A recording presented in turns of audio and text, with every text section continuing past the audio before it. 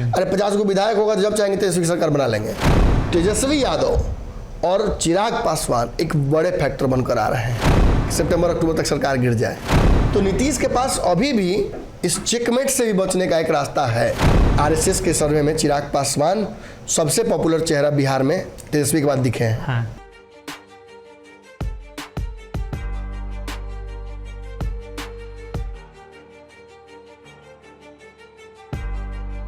नमस्कार, पंचनामा देख रहे हैं आप, जहां हम करते हैं खबरों की चीरफाड़।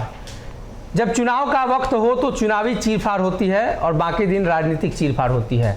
चुनाव आने वाले हैं और ऐसे में हम आज चुनावी चीरफाड़ करेंगे। 2024 चुनाव को लेकर जो आकलन है वो शुरू हो चुका है। कई सर्वे रिपोर्ट सार्वजनिक है और कई सर्वे रिपोर्ट गुप्त है। तो हमारे पास दोनों रिपोर्ट है, सार्वजनिक वाला भी और गुप्त वाला भी। दोनों पर चर्चा करेंगे। डॉक्टर साहब हैं ही, जानने की कोशिश करेंगे।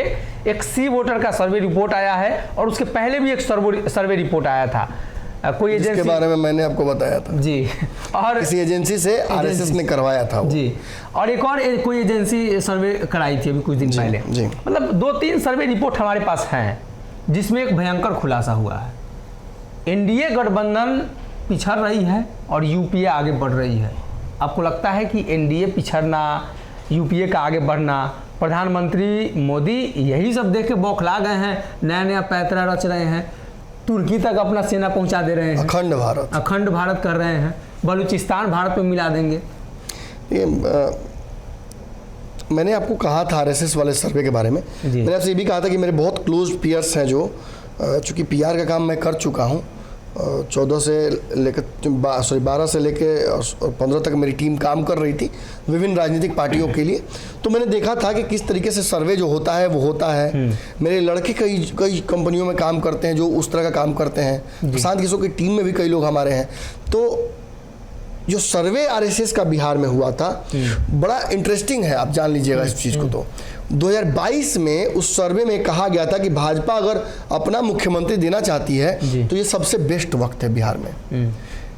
भाजपा पर आरएसएस ने दबाव बनाया कि आप बिहार में अपने मुख्यमंत्री नीतीश कुमार से बात करके साम दाम दंड भेद लगा के लाइए।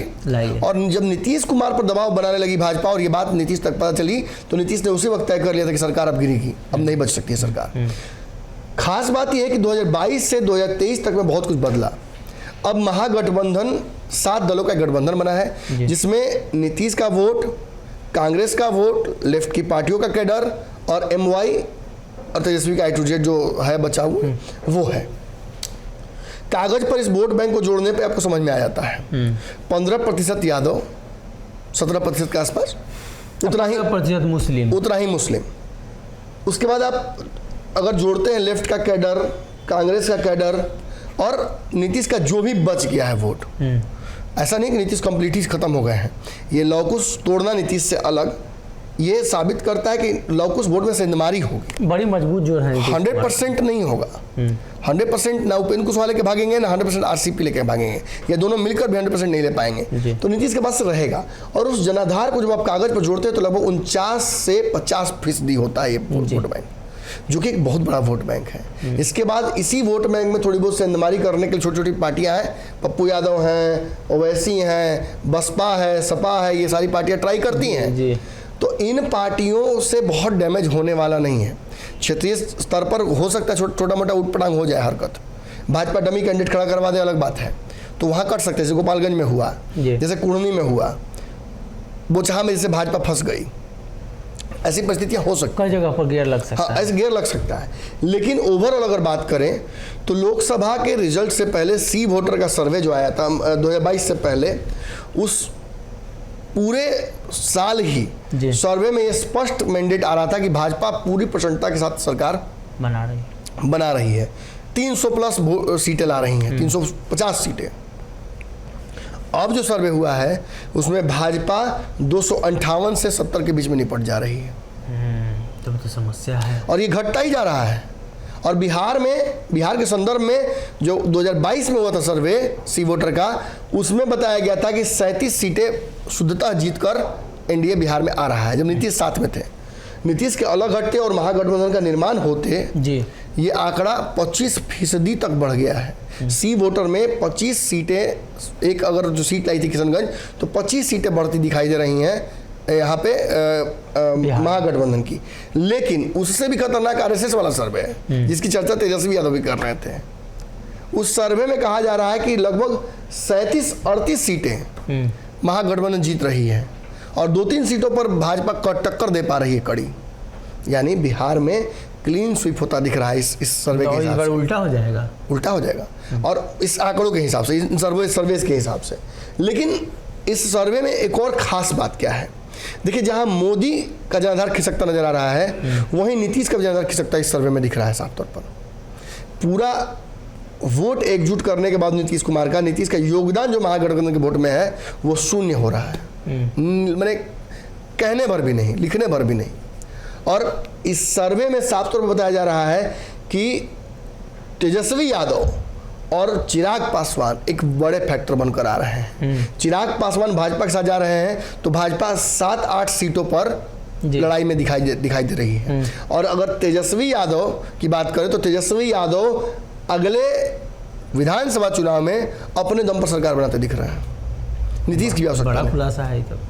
और ये बड़ा खुलासा ही नहीं है, तो मुझे तो विस्फोट है। इस विस्फोट को रोकना भी संभव नहीं होगा भाजपा के लिए। और अब आपको मैं बताने जा रहा हूं कि आखिर नीतीश कुमार क्यों ऐसा खेल खेल रहे हैं, नीतीश कुमार क्यों भाजपा से भी मीठा मीठा और नीतीश से भी मीठा मीठा बनना चाहते हैं, दोनों के साथ सेलेक्टिव दोस्ती क्यों रखना चाहते हैं, दोनों तरफ हाथ मिला के रखते हैं। बिल्कुल ऐसे ऐसे ऐसे इधर मिलाइए, ऐसे नहीं, ऐसे लगे इधर लगे इधर लगे। नीतीश कुमार देखिए निश्चित तौर पर ऑप्शंस खुले रखना चाहते हैं। एक बड़ी बात मैंने थोड़ी देर पहले, बाबा वहाँ बैठे हुए थे, बाबा के बगल में एक सज्जन बैठे हुए थे, बड़े अच्छे राजनीतिक व्यक्ति हैं, जानकार भी हैं। मैंने इतना ही उनसे कहा था कि नीतीश का एक सबसे बड़ा शर्त है जो भाजपा मानने के लिए तैयार नहीं है कि दोनों चुनाव को एक साथ करा लिया जाए। 24 और 25 के चुनाव एक साथ होंगे तो नीतीश को एक बड़ा फायदा क्या होता है, ये होगा बढ़ जाएगी कि नीतीश के 5 साल और यानी 29 तक सीएम बने रहने की गारंटी हो जाएगी। भाजपा के साथ मिलकर लड़ने से नीतीश की सीटें निश्चित तौर पर बढ़ेंगी। अब भाजपा वो खेल नहीं कर पाएगी। नीतीश इतना नहीं कि जान रहे हैं कि और कर मार रहा है फिर भी आगे बढ़ के खेलेंगे, तो ऐसा नहीं करेंगे गलती। भाजपा के आधार से उनके जनाधार में वृद्धि होगी, चिराग और बाकी लोग का भी कुछ मैंने उसमें योगदान होगा। तो ऐसी स्थिति में नीतीश कुमार के पास 29 तक का एक सिक्योरिटी डिपॉजिट हो जाएगा जिसे जब चाहे वो भुना सकते हैं। अरे 50 को विधायक होगा तो जब चाहेंगे तेजस्वी सरकार बना लेंगे। भाजपा हमेशा लटकी रहेगी तलवार भाजपा के ऊपर जी, और भाजपा यही नहीं करना चाहती है। भाजपा ना नीतीश की बात मानेगी सीएम के कुर्सी के लिए, ना चिराग, ना आरसीपी, ना उपेंद्र कुशवाहा, इनमें से कोई भी सीएम का दावेदार एनडीए का नहीं हो सकता है। सीएम का दावेदार भाजपा का अपना होगा, ये भाजपा मानकर चल रही है जी। तो फिर नीतीश कुमार की बात जो नीतीश चाहते हैं वो कैसे हो पाएगा? देखिए आज भी ताकत नीतीश के पास ही है जी। नीतीश भाजपा से जरूर मांग कर रहे हैं कि दोनों चुनाव एक साथ करा लीजिए, हमसे गठबंधन करके। नीतीश चाहेंगे तो करा, लेकिन नीतीश चाहेंगे जब चाहेंगे करा सकते हैं। और भाजपा पर दबाव तब बन जाएगा, जान लीजिए कैसे। आपको अच्छे से पता है कि सरकार गिरेगी तो 6 महीने बाद चुनाव होंगे। मई में लोकसभा के चुनाव होने हैं। अगर आप मई से सरकार समय जोड़ते हैं तो मैंने जैसा आपको याद होगा कहा था पिछले पंचनामा में कि अगस्त सितंबर तक चीज़ें क्लियर होने शुरू हो जाएंगी। और कोई बड़ी बात नहीं है कि सितंबर अक्टूबर तक सरकार गिर जाए, वहाँ से जोड़ लीजिए आप, 6 महीना हो ही 6 महीना मई तक आता है। और अगर भाजपा के लोकसभा चुनाव से पहले ये बात स्पष्ट हो जाए कि नीतीश कुमार बिहार में सरकार गिरा दिए हैं और बिहार में राष्ट्रपति शासन लग गया है या अंतरिम सरकार बनाने की व्यवस्था की जा रही राज्यपाल के द्वारा, आप निश्चित मानिए कि भाजपा के पास 2 बड़ा लालच हो जाएगा उसी वक्त। एक कि सरकार गिरी है, क्या किया जाए, बना लिया जाएगा नीतीश के साथ मिलकर, दवा ठोक दिया जाएगा फिर से। फिर क्या होगा, बिहार में लोकसभा चुनाव बड़े आसानी से भाजपा करा पाएगी।